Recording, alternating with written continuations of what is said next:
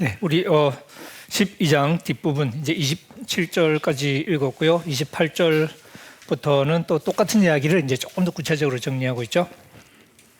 지금까지 바로 했던 얘기, 몸 가지고 했던 얘기는 뭐 우리가 잘 아는 몸은 하나인데 다양한 지체가 있고 다양한 지체들이 한 몸을 이룬다 하는 이야기고, 이제 거기서 이제 우리가 구체적으로 알 수 있는 것은 그러니까 서로의 다름이 서로 갈라져야 될 이유가 아니라 오히려 서로 하나 되기 위해서 이렇게 필요한, 그러니까 이제 약하면 오히려 우리가 더 비난하는 게 아니라 돌봐주게 되고, 그죠? 다르다는 사실은 몸을 이루기 위한 필수적인 조건이고, 그러니까 관점을 좀 바꾸는 거죠. 우리는 다르면 참 이렇게 짜증나고 나하고 달라서 욕하고 싶고, 근데 바울은 달라야만 된다 하는 거죠. 그 얘기. 그리고 이제 그것을 좀 더 구체적으로 적용을 합니다. 28절에 하나님이 이제 교회 중에 이렇게 교회라는 말을 썼어요. 이제 몸이라는 말을 이제 교회라는 말로 구체적으로 바꾼 것이고요. 교회에 몇을 세우셨다. 하나님이 이제 세우신 첫 번째는 사도, 두 번째는 선지자, 세 번째는 교사, 그 다음에는 능력을 행하는 사람, 그 다음에는 병 고치는 은사, 서로 돕는 것, 다스리는 것, 각종 방언 말하는 것, 이렇게 이제 아주 짧게 목록을 했는데, 사실 목록으로 치면 두 번째 나온 거죠. 우리가 앞에서 12장 8절, 9절, 10절에 이제 목록이 쭉 나왔지 않습니까? 이제 28절에는 조금 다른 목록이 나왔는데, 그 다른 점이 하나가 뭐냐면 사도, 선지자, 교사, 이런 역할이 좀 일단 구체적으로 추가가 됐죠. 이게 일단 교회 지도자 역할을 하는 사람이라고 할 수 있겠는데, 초대교회 때도 가르치는 건 참 중요했고, 근데 사도, 선지자, 교사의 역할이 어떤 식으로 구체적으로 구분됐는지는 지금으로서는 말하기는 쉽지 않습니다. 상당 부분 겹쳤고요. 사실은 이게 선지자라고 나왔는데 초대교회 때 선지자들이 꽤 있긴 했었죠. 그래서 마태복음에도 보면 예수님이 마지막 심판 때 얘기하시면서 이제 특히 거짓 선지자에 대한 경고가 많이 나오죠. 산상수훈 제일 뒷부분 7장 15절부터 보면 마태복음에 이제 거짓 선지자를 조심해라, 그런 얘기하면서 이제 그 얘기가 이제 21절로 가면 이제 심판 얘기하면서 그날에 많은 사람들이 나에게 말할 것이다. 주여, 주여, 우리가 주의 이름으로 선지자 노릇했고, 그런 얘기를 할까? 그런 대목이 나오죠. 그러니까 초대교회 때도 선지자들의 역할이 굉장히 중요했던 것 같습니다. 근데 이건 사도의 역할하고도 상당히 겹치죠. 바울이 자기도 예언을 많이 한다고 얘기하고 있고, 그리고 이제 지금 예언의 은사를 받은 사람도 나오거든요. 그런 사람들이 예언자의 역할을 했을 텐데, 그러니까 이렇게 예언자라는 사람이 따로 있었다고도 볼 수 있고 아니었다고도 볼 수 있고 좀 애매한 부분이 있죠. 그다음 교사도 마찬가지죠. 사실 바울도 자기를 선생이라고 묘사하거든요. 그리고 바울의 역할 중에 하나가 가르치는 것이었고, 그래서 이 역할을 엄밀하게 구분하기는 좀 쉽지 않아 보입니다. 어쨌든 교회에 조금 이렇게 지도적인 가르침의 역할을 했던 그런 지도자가 있었고, 그 다음에 이제 능력을 행하는 사람, 이건 이제 기적을 행하는 사람을 가리키죠. 그 다음에 병 고치는 은사, 서로 돕는 것, 이건 이제 특히 초대교회 때도 구제는 굉장히 중요한 교회 활동의 일부였고, 이런 것도 이제 잘하는 사람들이 있었겠죠. 다스리는 것, 교회 이제 행정을 맡고 또 이렇게 교회 특히 행정적인 면에서 지도력을 발휘하는 사람들이 있었을 테고, 그 다음에 각종 방언. 이 목록이 상당히 다른데 이 앞에 것과 이렇게 8절부터 나오는 것과 비교해 보면 한 가지 재미있는 특징이 방언이 뒤로 밀려 있다는 거죠. 10절에 보시면 방언과 방언 통역이 제일 끝에 나오는데, 이게 28절에도 방언이 이제 제일 뒤에 나옵니다. 보통 바울이 의도적으로 방언을 뒤에 배치한 것 같다라고 생각을 합니다. 왜냐하면 우리 14장 가보면 이제 확실히 나오지만 지금 실제로 고린도 교회 문제가 됐던 건 방언하고 예언의 문제, 특별히 방언이거든요. 이게 지금 굉장히 골치 아픈 얘기인데, 이거 대놓고 이야기하기 전에 지금 원론적으로 좀 얘기를 하고 있습니다. 원론적으로 얘기하면서도 방언을 목록의 제일 끝에 배치해서 약간 좀 은근히 물매기는 뭐 그런 지금 상황이 아닌가 우리가 추측을 좀 하고 있습니다. 근데 나중에 14장 가면 대놓고 물맥입니다. 여기서는 은근히 그냥 순서 가지고 이렇게 약간 그러고요. 여기서 하고 싶은 얘기가 뭐냐면 29절이죠. 다 사도겠냐는 거죠. 다 교사겠느냐? 다 능력을 행하는 자이겠느냐? 다 병 고치는 은사를 가진 자이겠느냐? 다 방언을 말하겠냐? 다 통역하겠냐? 여기도 역시 방언과 통역이 이제 뒤에 나오죠. 이게 이제 이 얘기는 앞에 몸 가지고 한 얘기하고 똑같죠. 이게 다 똑같은, 예를 들면 17절에 온몸이 눈이면 듣는 곳은 어디냐? 온몸이 듣는 곳이면 냄새는 뭘로 마냐? 예전에 그 성동일치가 나왔던 영화 제목은 모르겠고요. 보면 선생님으로 나왔는데 막 수업하다가 이제 이쪽 또뭐 복도 그 뭐냐 책상 사이로 막 선생님 왔다 갔다 하잖아요. 앞에 있다가 쭉 이제 뒤로 쭉 가니까 이제 이 제일 뒤에 자고 있던 놈들 있잖아. 그 이제 앞에 있는 놈들이 야야야 그러고 막 깨우잖아요. 그 성동일이 냅두라고 그냥 편하게 냅두라고 그러니까. 저런 애들까지 다 깨가지고 열심히 공부하고 의사 되고 판사 되고 그러면 허드렛 일은 누가 하냐고. 내비도 쟤들은 자야 돼. 그래서 막 웃기는 그런 대목이 나오는데 그런 식은 아니지만 어쨌든 사실 이렇게 사회마다 역할이 필요한 거죠. 지금 이렇게 취업난이 이렇게 사실 이렇게 우리나라가 참 이렇게 심각한데 그 이유 중에 하나가 이제 옛날하고 비교해 보면 지금 대학 졸업한 친구들은 거의 다 이제 화이트 칼라 직장을 이제 가져야 된다고 생각을 하죠. 사회가 그렇게 됐고. 근데 이제 제가 졸업할 때 생각해 보면 이제 대학을 한 절반쯤 갔나 뭐 그랬던 것 같거든요. 한 절반보다 좀 더 갔나? 한 절반쯤. 네. 근데 그 중에 물어보면 너 뭐 하냐? 자기는 당구장 지배인 할 거라고. 뭐 그런 놈도 있었고. 그랬던 친구가 지금은 당구장 지배인은 안 하고 그 실내 그 리모델링 하는 거 있죠. 집 뭐 이렇게 고쳐주고 하는 거, 뭐 그런 거 하고 있습니다. 뭐 도배도 하고 장판도 깔아주고 뭐.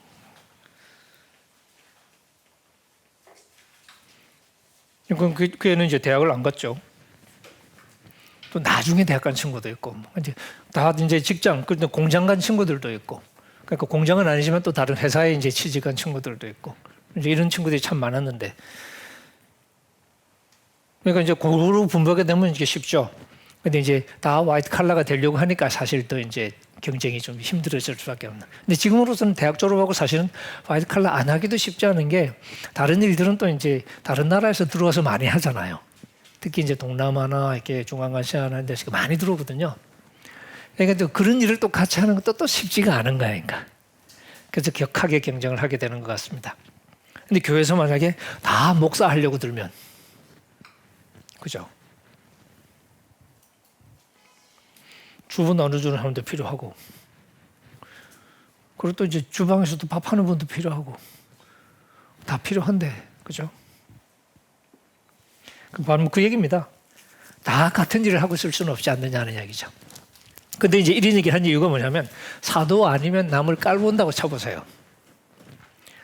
병 고치는 사람 아니면 다른 사람을 깔보는, 너 병 고치는 사도 없잖아. 있다 물지.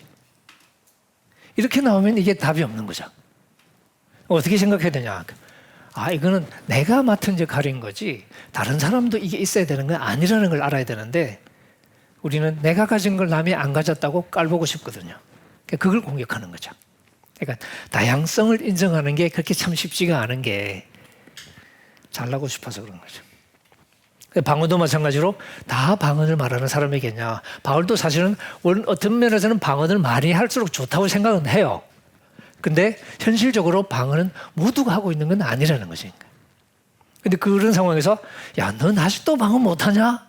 이렇게 되는 게 아니라 하나님이 너한테는 방언을 안 주셨구나. 넌 보직이 다르네? 이렇게 되는 거죠. 결국 그런 면에서 이런 관점이 성립이 되려면 어떻게? 다른 사람을 바라볼 때 아이고 저 자식은 이러고 바라보면 이미 끝난 거죠.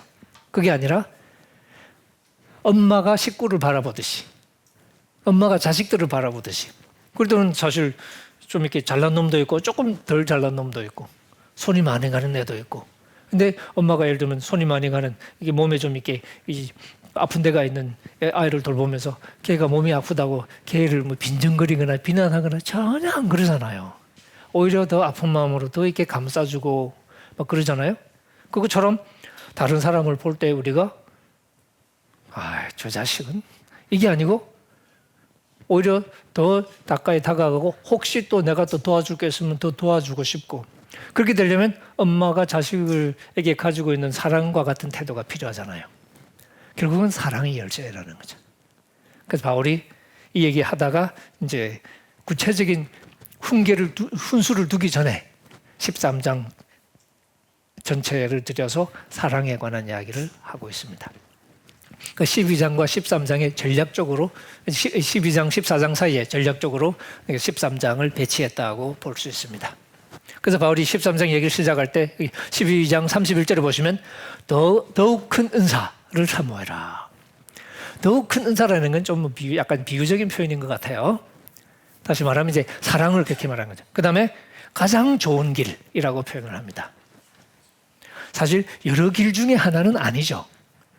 근데 이렇게 표현한 것은 우리가 실제로 마음에 두고 추구해야 될 것이 무엇인가를 말하는 건데 그게 바로 사랑이죠. 그래서 13장 전체가 사랑에 관한 이야기로 채워져 있습니다. 이 사랑에 관한 이야기도 사실 읽어보시면 아시겠지만 어려운 내용은 많지 않습니다. 그래서 복잡한 설명은 사실은 오히려 헷갈리게 만들 수 있죠. 1절, 2절, 3절 여러분 잘 아시는 이야기죠. 사람의 방언과 천사의 말이라고 되어 있는데요. 사람과 천사의 방언이라고 번역하셔도 좋습니다. 혹은 사람과 천사의 말이라고 번역하셔도 좋고요. 방언이라는 말과 이 말이라는 게 이게 사실 방언이 문자적으로는 혀를 말하는 거거든요. 영어로도 이렇게 방언 말한다 그렇게 speaking in tongues 그러죠. 그러니까 혀라는 단어가 들어가거든요. 이게 헬라 말도 마찬가지입니다. 이게 방언이라고 번역된 단어는 다 혀라는 단어입니다. 이 혀라는 단어는 언어라는 말로도 번역이 많이 됩니다. 그러니까 언어를 말하는 건지 그냥 진짜로 이상한 쫄라쫄라 하는 방언을 말하는 건지 아니면 외국어 방언을 말하는 건지 이게 구분이 안 될 때가 많습니다. 어쨌든 여기도 사람과 천사의 말이라고 번역해도 좋고요. 사람과 천사의 방언.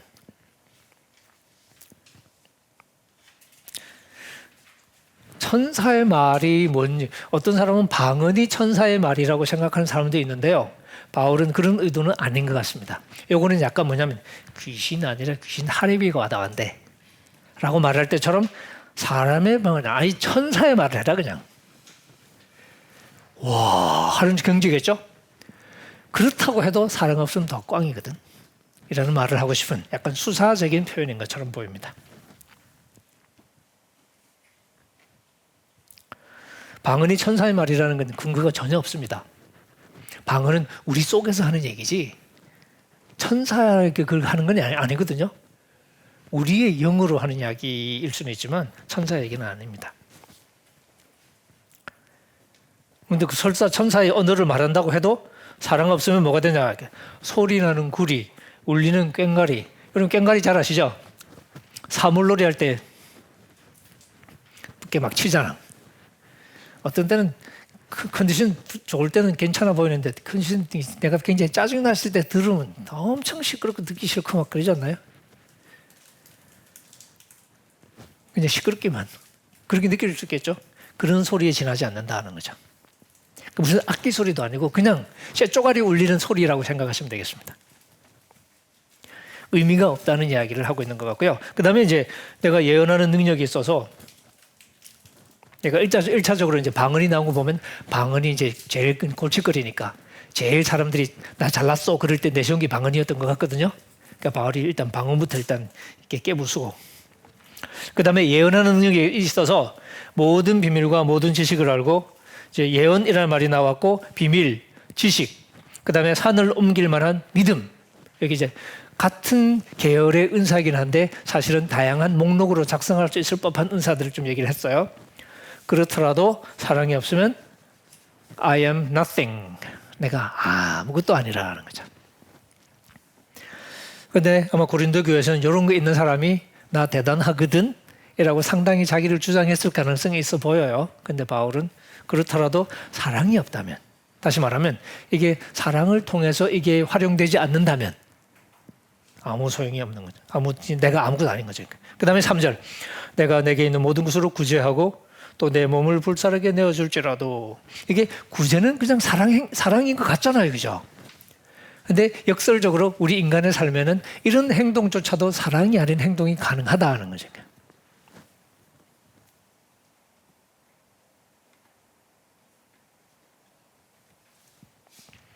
내 몸을 불사르게 내어줄지라도는 여러분 아마 이렇게 해설 성경이나 이런 거 보시면 조금 다른 설명이 나올 겁니다. 불사른다는 표현은 자랑한다는 표현일 가능성도 있습니다. 이게 사본마다 그 두 단어가 비슷하게 생겼거든요. 어떤 거는 내 몸을 불사르게 내어주어서 불사르게 되더라도, 또 어떤 경우는 내 몸을 내어주어서 내가 자랑할 만한 게 있더라도, 그러니까 그 정도의 자랑거리가 있더라도, 이렇게 번역할 때 이게 사본이 달라서 어떤 게 원문인지 확실하게 말할 수는 없습니다. 근데 우리 개정에는 이제 불사르게라도 이렇게 표현을 했습니다. 그러니까 내가 정말 남에게 뻐길 수 있을 만큼 엄청난 구제를 하고 그랬더라도 이게 사랑이 없다면 나한테 아무 도움이 안 되는, 이게 구제를 받는 사람은 도움을 받았을 수 있죠. 하지만 나로서는 아무런 도움이 안 되는. 왜? 나를 위해서 했을 테니까. 그래서 우리의 모든 행동과 우리의 교회 안에서의 은사의 가치는 결국 내가 그 은사를 사랑으로 발휘하느냐 아니면 이기적인 의도로 이렇게 활용하느냐에 따라서 달라진다는 얘기를 하고 있고, 사랑이 아니라면 그 어떤 가치도 있을 수 없다는 사실을 얘기하고 있습니다. 그게 이걸 다시 조금 이렇게 말하면 우리 12장 이제 7절에서 말했던 것처럼 각 사람에게 성령을 나타내시면 그것은 유익하게 하려 하시는 것이다 하는 이야기하고 사실은 똑같은 이야기가 되겠습니다.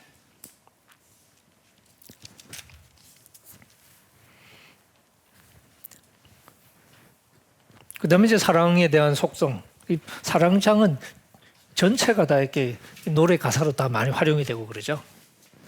앞부분도 노래가 있고 중간도 다 노래가 이렇게 또 하나씩도 아니고 이렇게 여러 개씩 있는 것 같아요. 사랑은 오래 참고 사랑은 온유하며, 사랑에 관한 노래치고는 참 재미없어 보이는, 일단 오래 참는다는 얘기부터 시작하니까 그죠?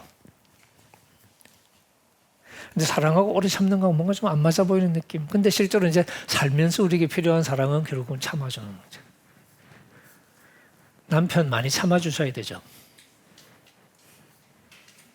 제 아내도 상당히 참는 것 같거든요.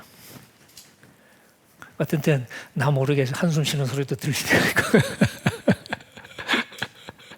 내가 생각해도 참아줘야 될 것 같은 생각이 스스로 들 때도 많고, 그죠? 참아주니까 살지. 그게 현실적인 우리의 삶 속에서의 가장 중요한 사랑의 모습이기도 하고 그렇죠.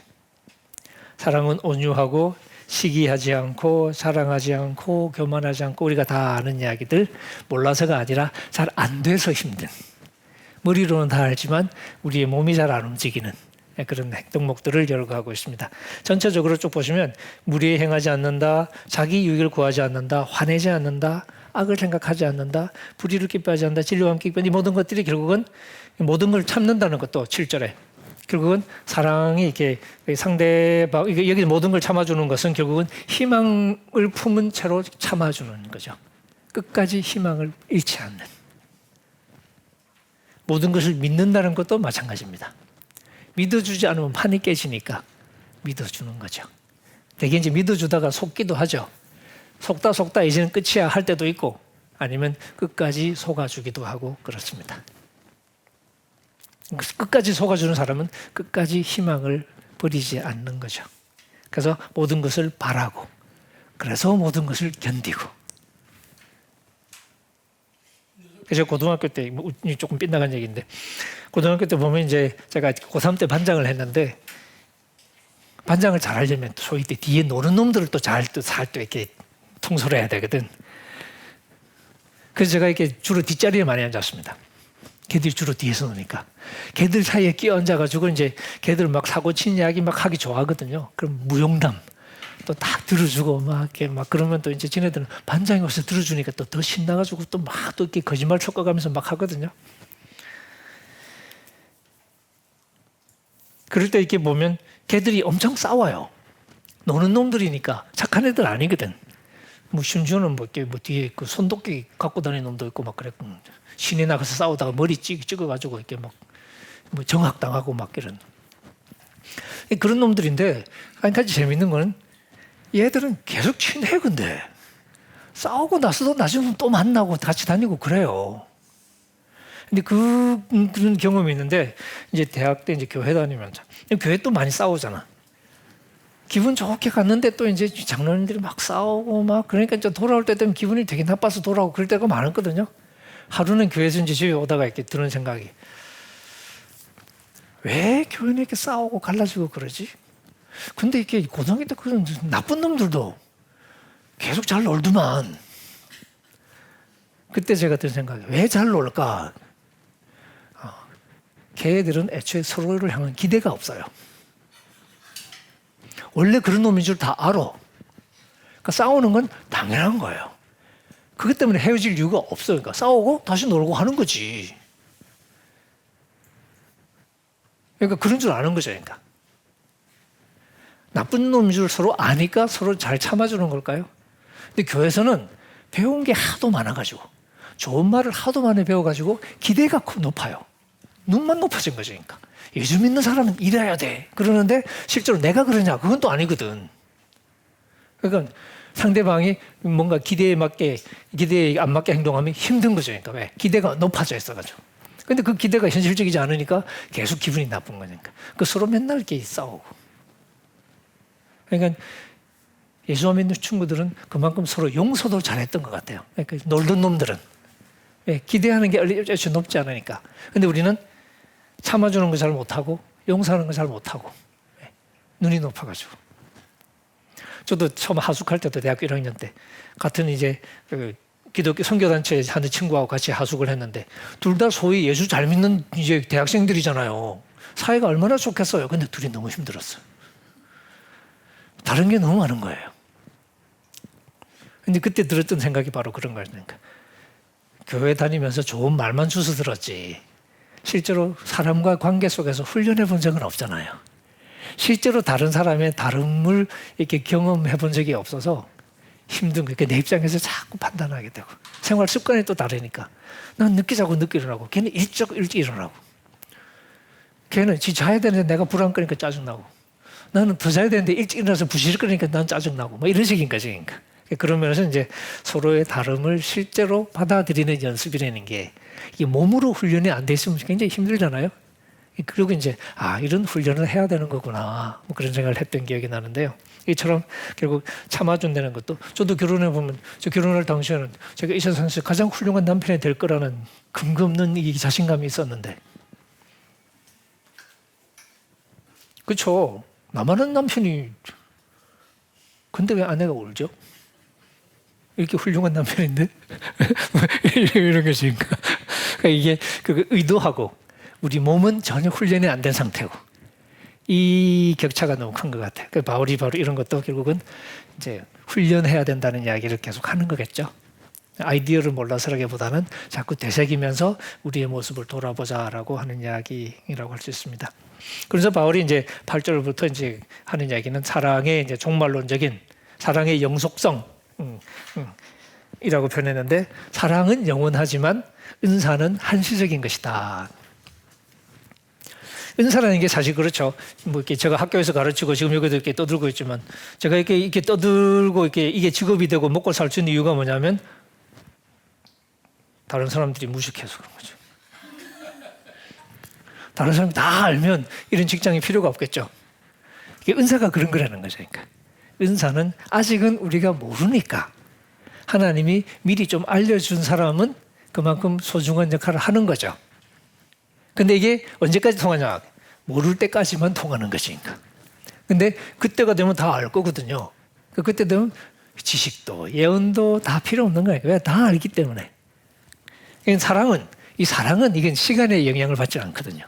언제나 우리에게 필요한 것이 사랑이고, 그래서 사랑은 언제까지나 떨어지지 않는다는 거죠. 오히려 우리가 이 하나님 나라에서 사실 이렇게 이 영원한 삶을 누리게 될 때는 오히려 사랑이 가장 더 반짝이는 우리의 모습이 될 가능성이 많겠죠.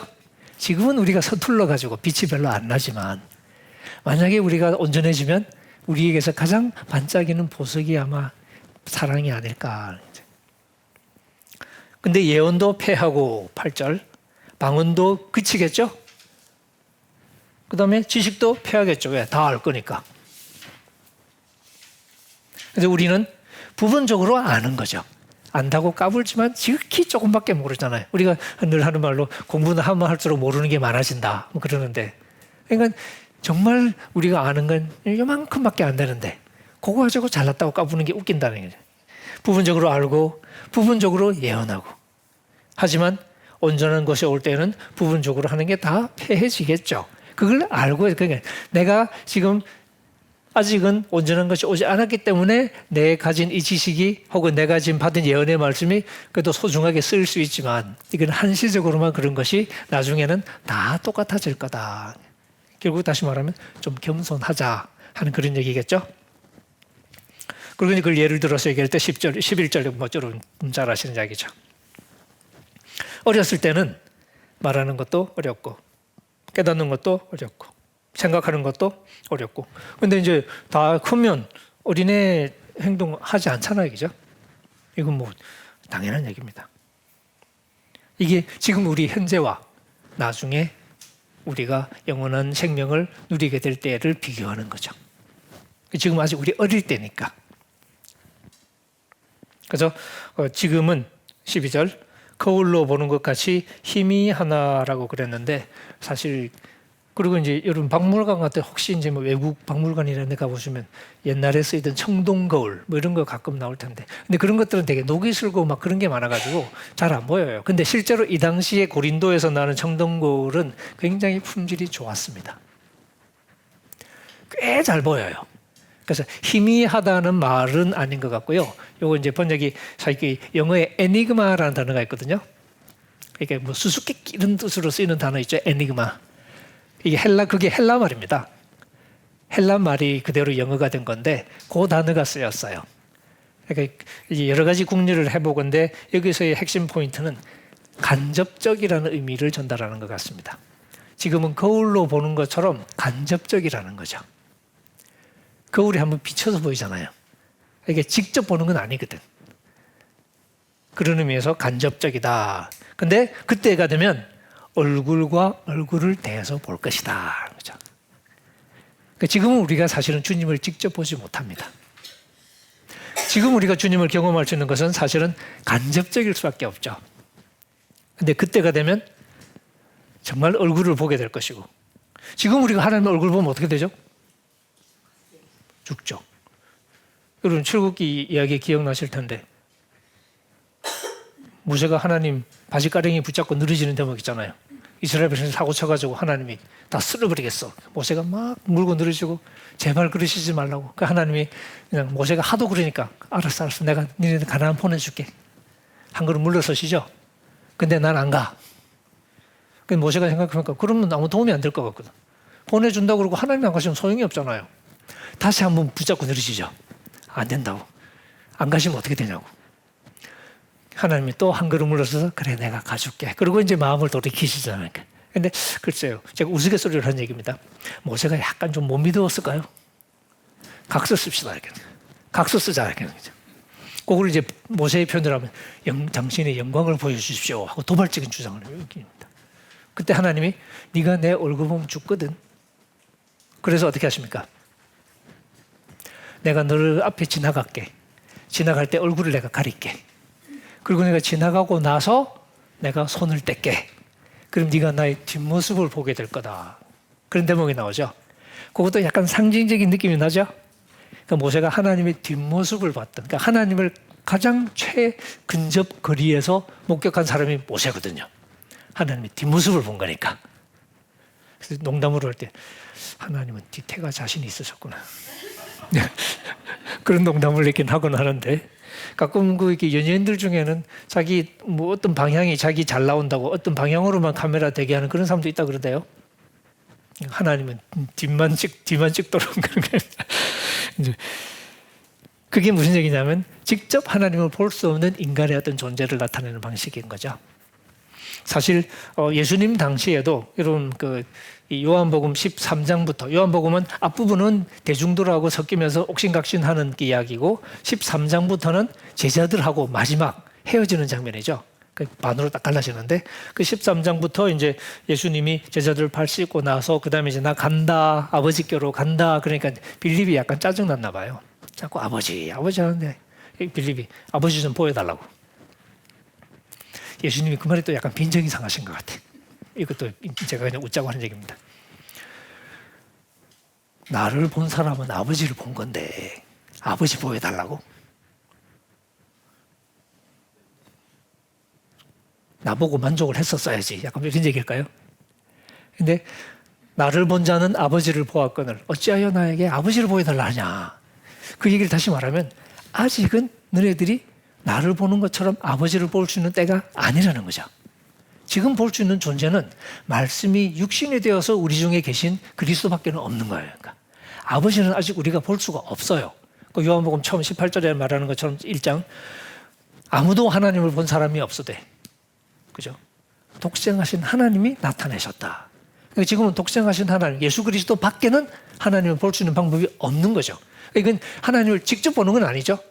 그 아들 속에서 우리가 간접적으로 보는 거지.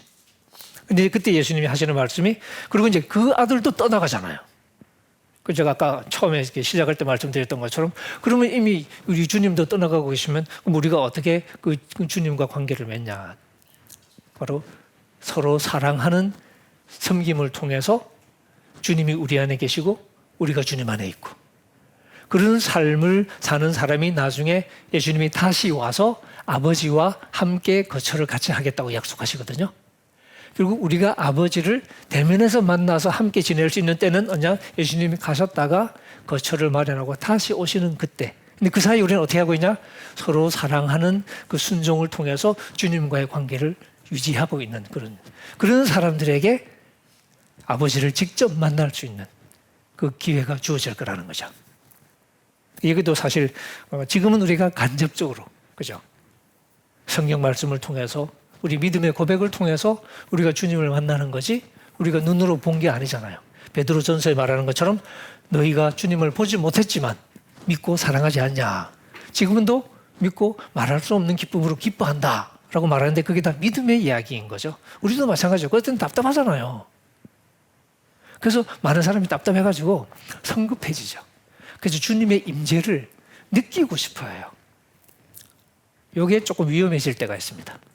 느끼고 싶은 거니까. 지금 느껴지면 안 되거든요.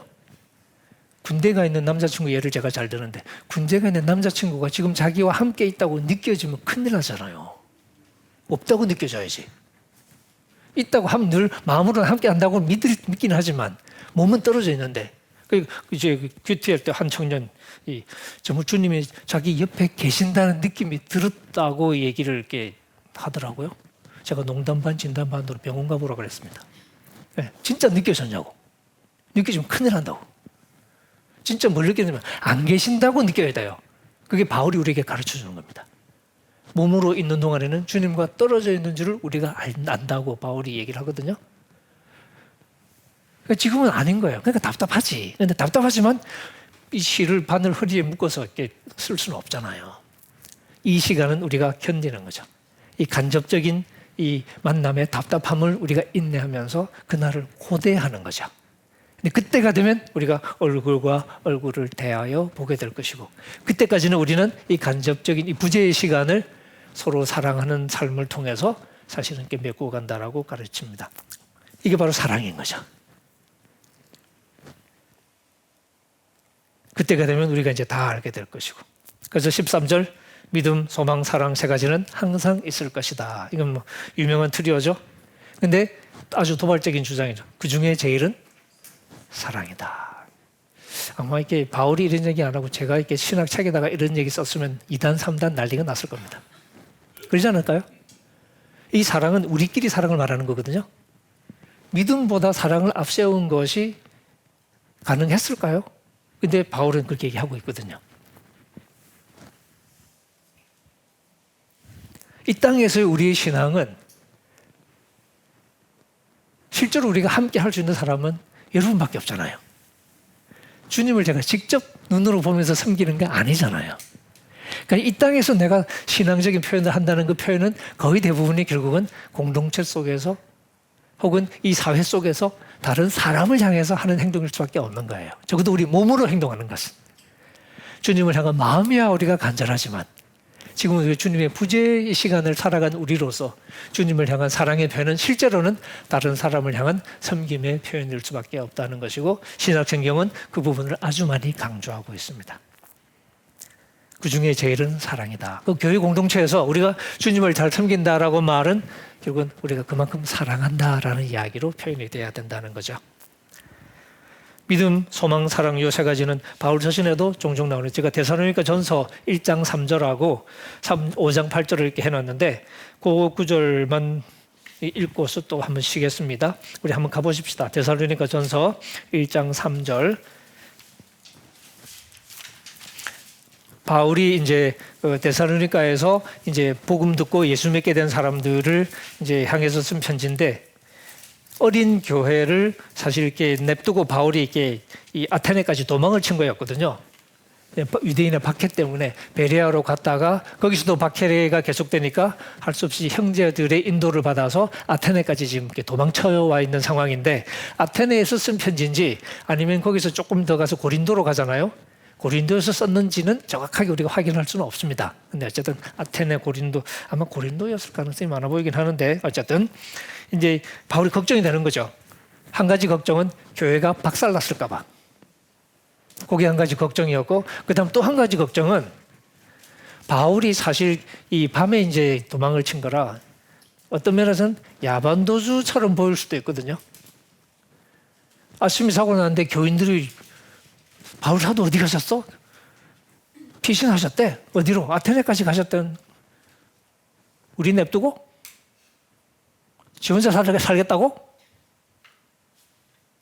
그럼 우리는 우리 사랑한다고 난리를 쳐대더만. 이럴 가능성도 있죠. 바울이 여기에 걱정이 또 많이 됐어요. 그래서 이 두 가지가 이렇게 엉켜가지고 이 3장 1절에 보시면 이름으로 우리가 참다 못하여 이런 표현 나오죠. 미치겠는 거니까. 5절에도 보시면 참다 못하여 또 나오죠. 5절에 3장 5절에. 그래서 바울이 참다 안 돼가지고 디모데를 보냅니다. 야 네가 한번 가봐라. 바울이 자기가 직접 갈 수는 없고. 근데 디모데가 갔다 와서 6절에 보시면 디모데가 너희에게로부터 와서 너희 믿음과 사랑의 기쁜 소식을 우리에게 전하고. 이게 믿음과 사랑을 잘 지키고 있다는 얘기를 하는 거잖아요. 그죠? 그것을 바울이 어떻게 표현했냐면 기쁜 소식을 우리에게 전해주었다. 우리에게 복음을 전해주었다는 표현이에요. 진짜로 전도할 때 말고 복음 전해주었다는 표현을 이렇게 비유적으로 쓰는 경우는 이 경우 하나뿐입니다. 그만큼 바울이 기분이 좋았던 것 같아요. 복음인 거지 그야말로. 영어로 이렇게 이 복음이라는 단어가 종종 끝내주게 기분 좋은 소식을 얘기할 때 가끔 이렇게 이 gospel message 이렇게 쓸 때 이런 때가 있거든요. 영어 수고로. 진짜 기독교 복음 아니고 그냥 너무너무 좋은 소식. 그럴 때 그렇게 사용되거든요. 아마 여기도 약간 그런 것 같습니다.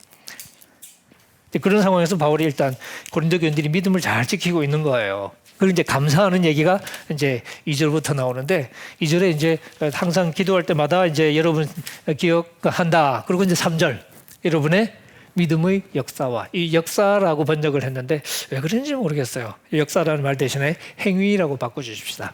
성경 다른 곳에서는 다 행위라고 번역했는데 여기 믿음이라는 말하고 붙이기 싫어서 그랬을까요? 번역하는 분들이 좀 그랬나 봐요. 근데 바울은 이거 잘 붙입니다.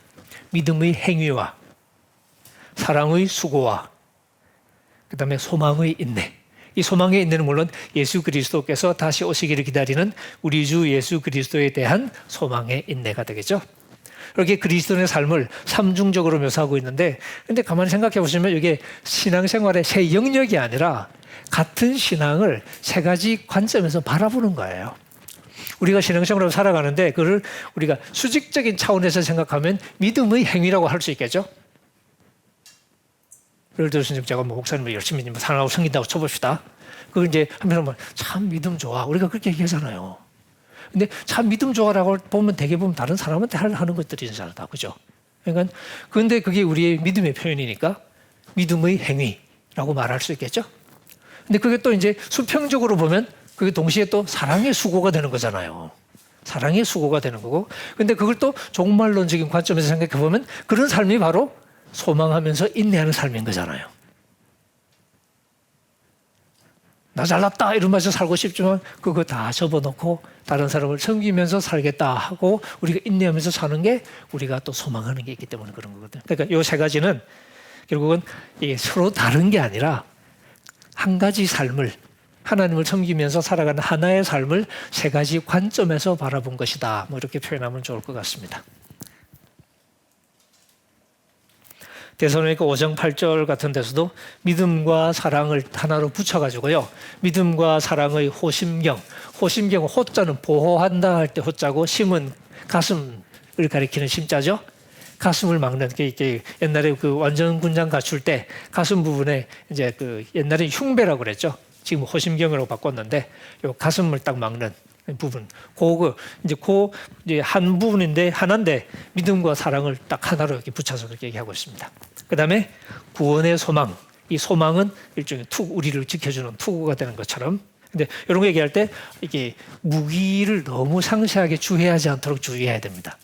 호심경은 가슴을 막는 거니까 뭐 가슴은 어떻고 이렇게 설명하시는 분 계시거든요. 또 이렇게 투구는 머리에 쓰는 거니까 머리를 보호하고 또 머리는 뭐 이렇게 가면 큰일 나는 거죠. 이런 식으로 얘기할 때는 다 필요하다 하는 그런 관점에서 얘기할 때가 많습니다. 일일이 대응시키면 조금 곤란해. 의도가 그게 아니거든요. 그러니까 이 중에 필요하지 않은 게 있나요? 다 필요하죠. 다 필요하다는 것을 이제 재미있게 표현하기 위해서 하나씩 짝을 지어 놓은 거지 이렇게만 놀아라 하는 그런 얘기는 아닙니다. 그러니까 이 호심경, 투구 요거 가지고 지나치게 밀어붙이는 것은 조금 조심하시는 게 좋습니다.